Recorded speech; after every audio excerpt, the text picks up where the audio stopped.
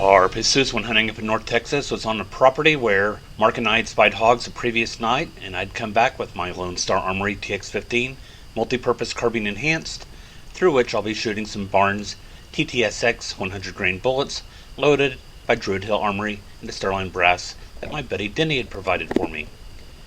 And I'm not shooting the hog right now because he's on the other side of the fence. There is a fence that runs north and south along this property. And I can hunt both sides of the fence, but I don't want to be shooting through the fence and possibly hitting the fence. And so I'm going to follow this hog to the north and wait for it until he crosses over onto the west side where I am. And that's what's happened right here. The wind is out of the east, so I'm in good shape right now, being south of the hog.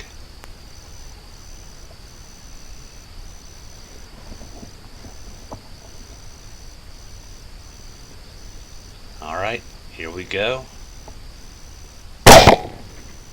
As hoped, the hog went right down. Now before advancing on the hog, decided to do a scan checking my surroundings. I just shot a pig, did a scan, and their pig's coming in behind me.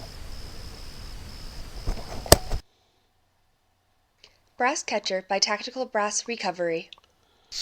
So I quickly went up, found my pig, marked the spot on the map, and headed off after the other hogs, and only later that night did I determine that this was a 200-pound boar, and I was able to extract the Barnes TTSX bullet that I'll be discussing in more detail in Carp Analysis, the Trauma Diaries, number 21.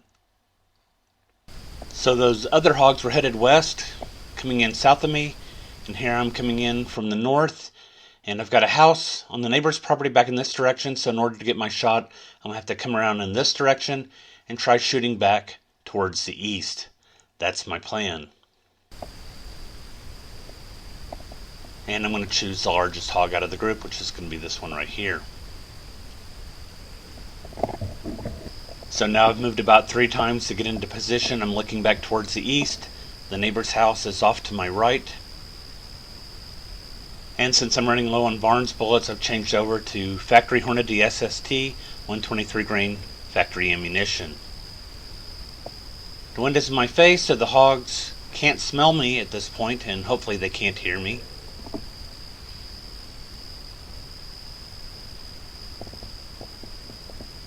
The 2 smaller ones off to the right are not in a safe direction of fire.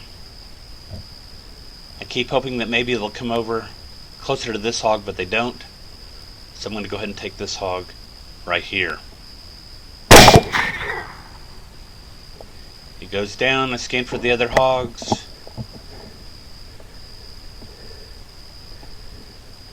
And this trailing hog's going to cross under the fence and head over to the east side of the property. And I've got a 185-pound boar down. While going back to check on the first hog, I happen to look over into the east pasture once again, and there's another hog coming up. Unfortunately, I'm nowhere near a gate at this point, and I don't do so well crossing barbed wire fences.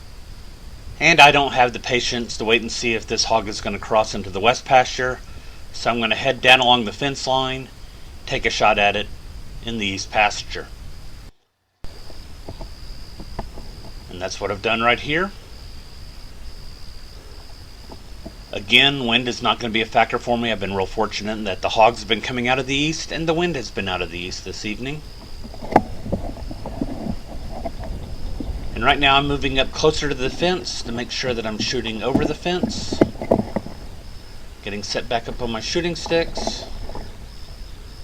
Alright, here we go. Listen for the hits.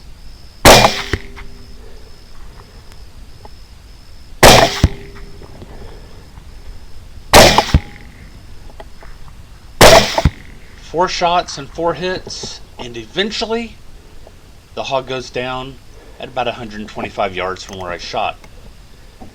I was then able to finally go over and get my photographs of the first hog and then go and find this hog. That turned out to be a 160-pound boar, and he did it for my night.